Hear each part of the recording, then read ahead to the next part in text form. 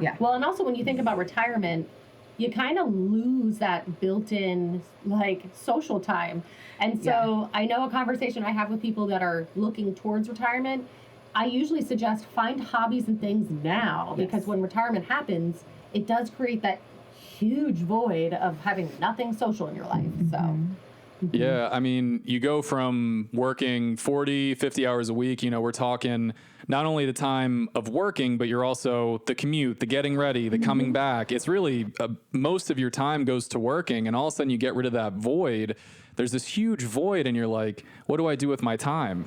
And I know at least with my clients, they always like to talk about golfing or playing bridge or that kind of thing.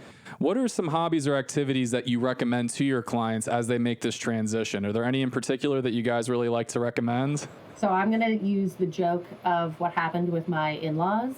So my mother-in-law was is a stay-at-home mom, and then my father-in-law was working.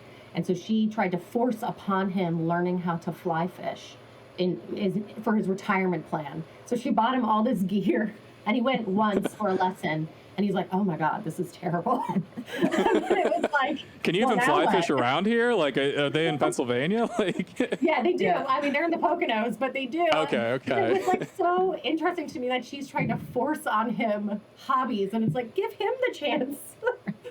Which I think feeds into it is, you know, we don't make suggestions so much. It's really an individual desire, need, you know, and need.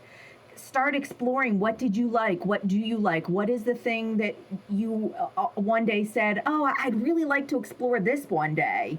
You know, a lot of people call it a bucket list. I go, it's a one day I would like to. So start exploring the things that you always said, hey, when I have the time, I'd like to try this. Yeah. And start weeding it out and start exploring what is it that you do enjoy and don't enjoy. Just don't rule anything out and start building those connections and hobbies and interests, and start taking classes, just whatever. But or travel. Yep. Yeah. I know that like the stereotypical thing is, oh, volunteer.